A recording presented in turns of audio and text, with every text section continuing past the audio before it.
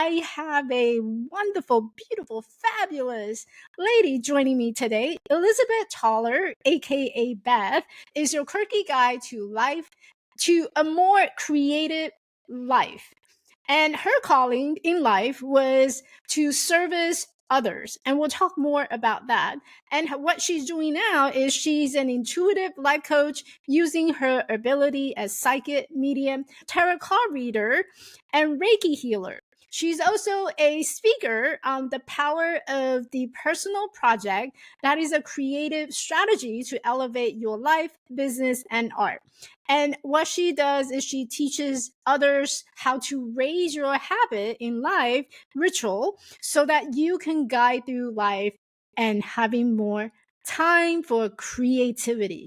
Now, wouldn't that be amazing if we can have more time to be creative, right? Please join me and welcome Elizabeth Toller.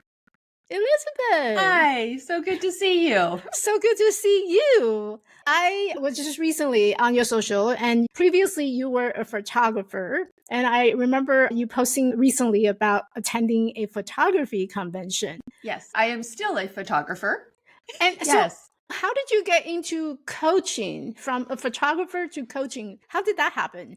It's always been a part of it. Since I'm a psychic medium and an intuitive tarot reader and a Reiki healer, I have always met people who needed my services. And I have now, in the last few years, decided to make it part of my business. Was there a part of your journey where you felt like you got pulled into doing Reiki, psychic medium? Like, how did that start? Because photography is something you would think that it's more like you have the prints, right? You take a photo, it looks pretty, but people don't normally associate it with psychic medium. So how did that come together? I owned a children and family portrait studio for about 12 years. And in getting to know my clients as I was photographing them and through the whole process of meeting them and photographing them and then the sales process and delivering them, I really became a part of their family. And with that, I had the ability to help them in other ways. And it just kind of became part of who I was to also be able to help people with their struggles and roadblocks in life. So now I've been developing it over the last few years into an actual business. So let's say I'm someone who have no idea of what the psychic medium do and what the tarot card reader do. So what do you do exactly? I talk to people and I find out where their roadblocks are. And then I tap into my spirit guides and consult the tarot cards. And also as a medium, I can talk to their ancestors who have passed on. And with all of that information, I can pass on to them and help them decipher it so that they can make decisions in their life of how they want to go, how they want to move past these roadblocks or struggles and challenges that they're having. I have this image of you and being like the channel through, and you're kind of like the medium communicator between the past and the present. And there's always something that happened in our past and just unexplained. Yes, there is. And I am. That's a perfect way. In the Reiki world, we do talk about that channel, that we channel the energy from whatever our higher power is into ourselves, and then we can channel that into the person that we're healing. So that is an excellent way to talk about it. And so one of the things that we keep talking about is finding what keeping them stuck and what's all these past things that's holding them back. What are some of the things that are holding people back? A lot of times it's things that we were told in our childhood, that we weren't good enough in some way, that what we were doing wasn't the right way. A lot of these blocks are learned patterns from our childhood. Either parents or teachers or other adult figures in our lives tell us things, and then we internalize those. And then in our adult years, those become our roadblocks in life. Like somebody told me when I was a child that my drawing wasn't very good. So then we think, I can't draw. I would say I have that roadblock in my life. Because I remember in my second grade, my mom sent me to a art class and we had to draw a tree. And so my imagination is that the tree branches would be going behind the houses. So I drew it behind the house. So it looks like the branches have broken. But in art, there's really no right or wrong doing it. But I got a slap on my hand and say, that's not how you draw a tree. And Right. Ever since then, I don't draw trees. Yes, that is a perfect example. And that leads to a lot of other roadblocks in life. I didn't do that well, so what else am I not doing well? That's very interesting. So I'm curious because a lot of my audience, entrepreneurs, business owners, and coaches who trying to get out into the world and they are trying to grow their business, they're trying to get their message out. So how does these kind of like what you said, roadblocks, right, that was holding us back, how did they show up in our business and what is it doing to our creativity? For me personally, one of my big roadblocks is I didn't want to be visible on social media. It wasn't about me. It was about other things. I was the great reposter of other people's information and posts. I didn't want it to be about me. And that comes from my childhood. And that has been a real big roadblock that I have been addressing in my life, that I personally am showing up on social media. It's pictures of me, pictures I've taken, a lot of information about who I am and what I'm doing with my business and the direction I want my business to go. So that has been a huge hurdle for me to overcome, that I am the person visible on social media. If you don't mind sharing, what was the message that kept you invisible?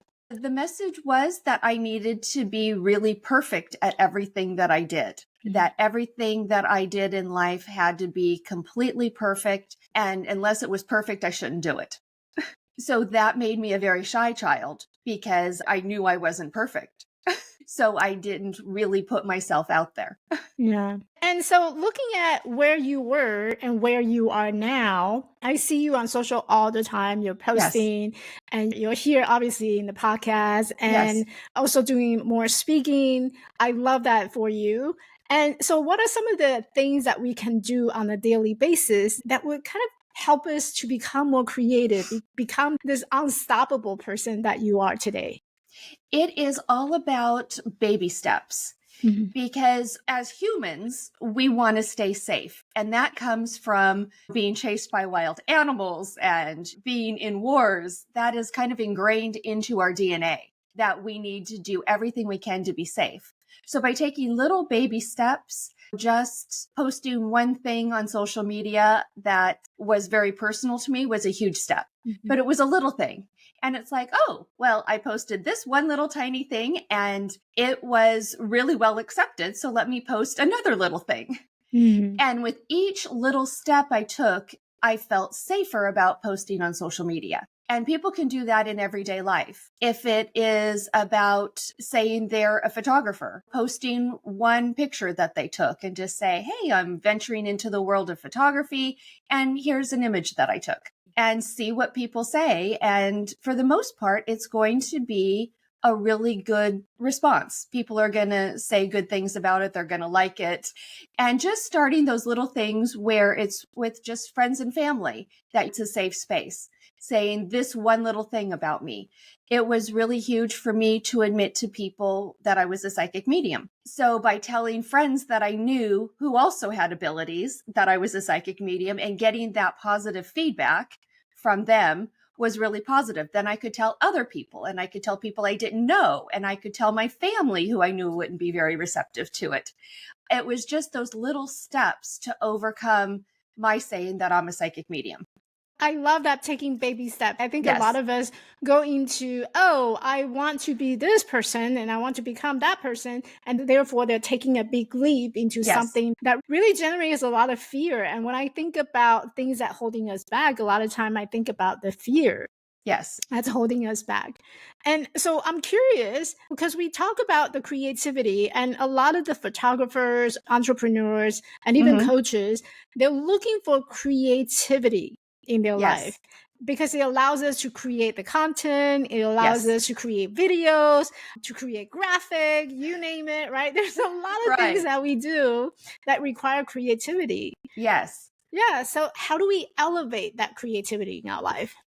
One of the things that I found in my life and from all of my research into creativity is by taking all of those day-to-day things that we have to do and making them into habits and rituals, and then elevating that into habits and routines, and then elevating it into a ritual where we don't have to think about it. It just happens. There is a prompt in life and it happens.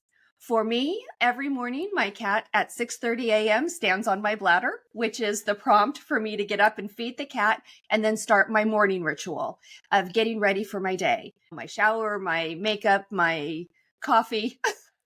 That is all a ritual, and I don't have to think about any of it because it happens the same way every day. The cat stands on my bladder, and I go through this routine. So since I don't have to think about it, my brain can wander into creative daydreaming. And with that creative daydreaming, I can think about the other things of life and see it from different perspectives and different ways and come up with different ways of thinking about it, because I'm not thinking about those day-to-day activities. I'm thinking about the next photograph that I want to take, my next marketing campaign, my next social media post. So as I'm thinking about it in just kind of this relaxed way, I come up with different ideas. Oh, I love that idea. As you're talking about this, I have this image of Marie Kondo, right? So she does a lot of tidy things up. Yes. And so it almost sounds like we tidy up our ritual, right? Our daily activity that we have to do, we must do. Yes. And so that we can make room for other things.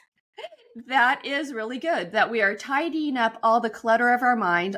We're getting rid of the decision fatigue that so many of us, especially entrepreneurs, suffer from, that we are so tired of making decisions about every little thing that we can really unclutter all of that and bring us into better clarity. Yeah.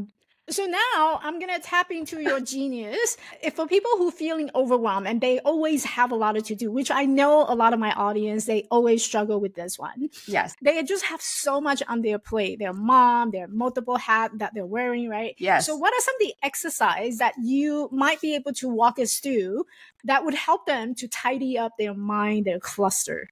It would be to write down the steps. Morning routines are always a really good place to start because that seems to be the most hectic for everybody. What are all the things that you have to do every morning? And kind of put them in an order and really just start with a checklist of this is how we're going to do it. And then one day you don't need the checklist. It just starts happening. And then it's happening in such a way that you don't have to think about it, so that you can move on to that creative daydreaming, so you can be thinking of the other things and not the clutter and the day-to-day of what I'm doing.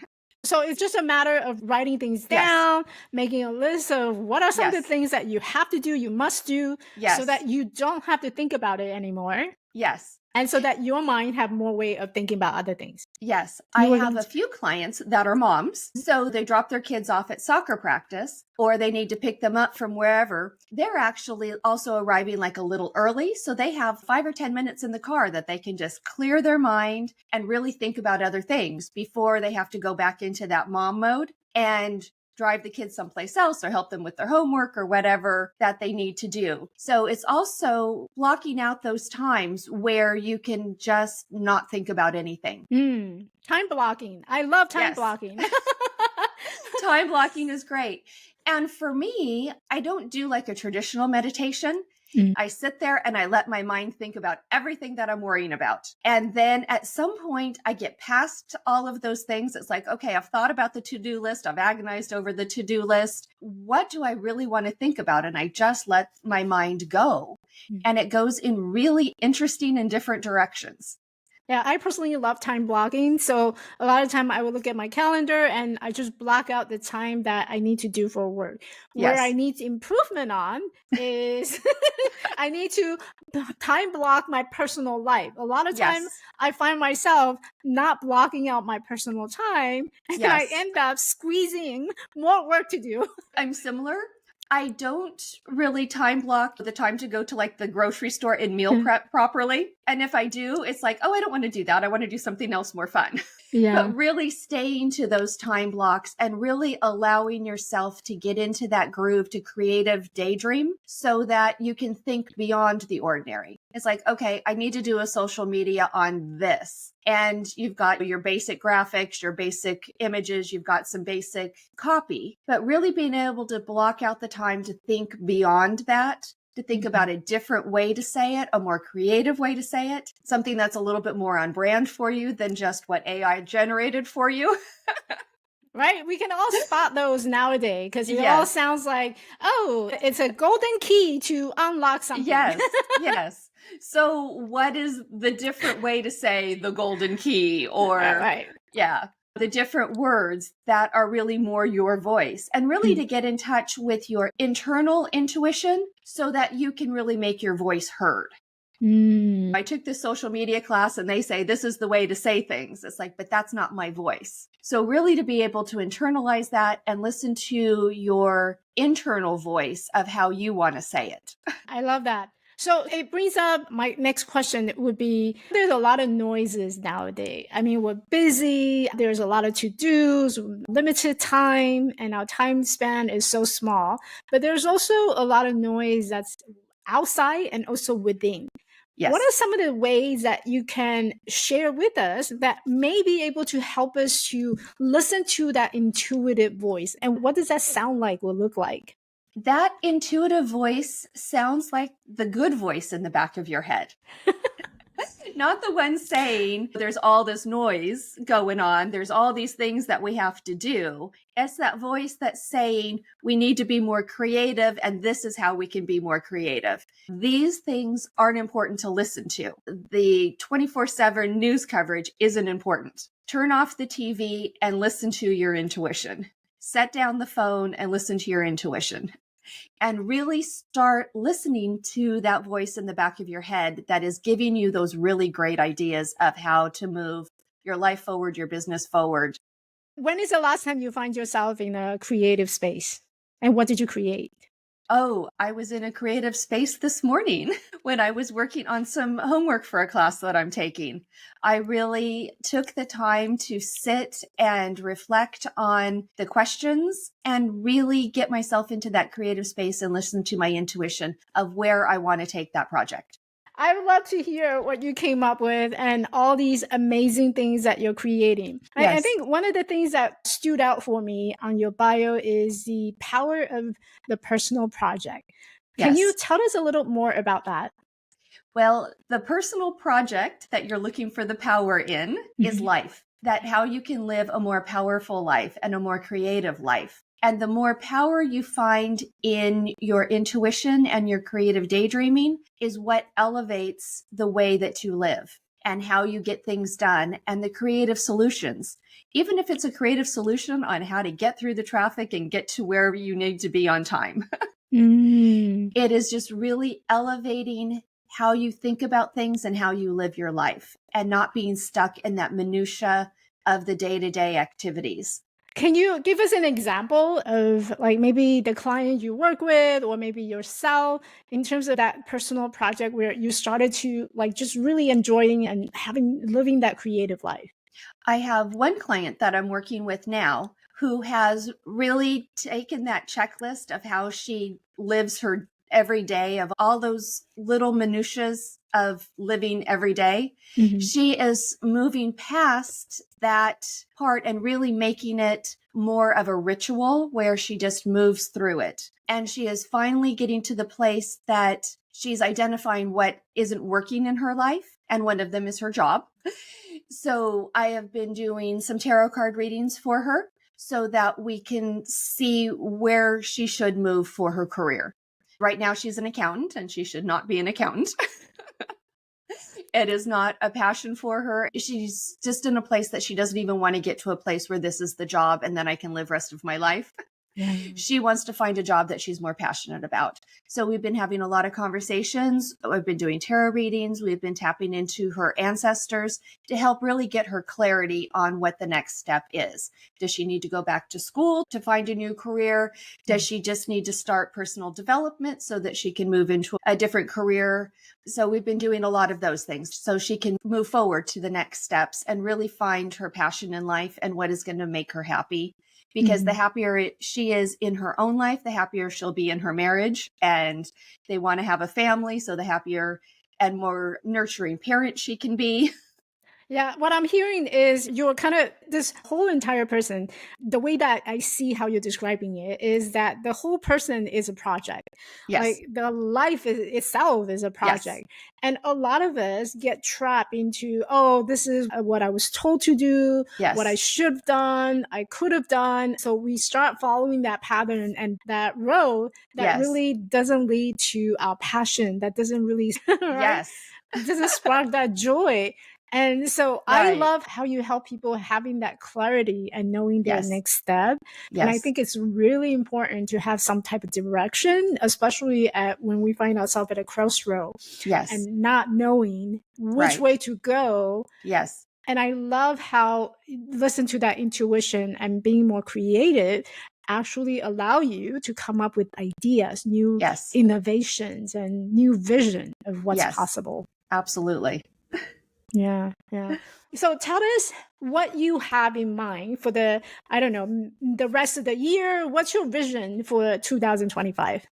My vision for 2025 is to really start promoting my business so that I can find new people out there who need my services, that I can really help them move forward in life. Because the more people I can help find their passions and find their path in life, the more they're going to then help people they know find their passion in life. I really want to see our world being a much happier, joyful place. Yeah, I think it's very needed at the moment. Yes. So by promoting my business and finding those people beyond my circle and the people they refer to me, being able to find people that I don't know that I can help really find their passion in life. I love that for you. I really love that for you. And you have shared so much of the, I hate to use that word, but I'm going to sound like AI now, the golden nugget. I love how you share all these golden nuggets because I do know a lot of ladies within my community, also my own clients, they have a list of things to do. And really, that creativity is so powerful that it allows Yes. them to make more room for what would actually move their business forward, move their Yes. life forward. Yes. And everything that you had talked about, that listening to the intuition, increasing and elevating our ability to be more creative, those are Yes. all the important things that a business owner, entrepreneur, and even everyday life people can really Yes. benefit. Can you tell us where our audience can find you? They can find me on my website at elizabethtoller.com. They can find me on Facebook and Instagram at Elizabeth Toller Artist. And They can find you. Yes. They can also find you on this podcast. Yes, they can find me on this podcast as well. I'm a content creator for the Voyage Company, so they can find me on Voyage LA and Boulder Journeys. Ooh, I love those places. I actually had a feature years back on Voyage LA. Yes. So, yeah, definitely a good place to be. Yes. Well, thank you so much for coming to the show. You're welcome. Do you have any last message or takeaway that you would like to share with the audience? Just really find the time and the ability to tap into your intuition and develop your creativity in any aspect. Creativity does not mean that you are a painter or a photographer or an artist in any way. My father was, I think, one of the most creative people I've ever met, and he was a computer programmer. He would make up computer programs just out of his head, out of his little brain. So anything that you do, you can approach in a creative way. I love that. And thank you so much for coming You're to welcome. the show.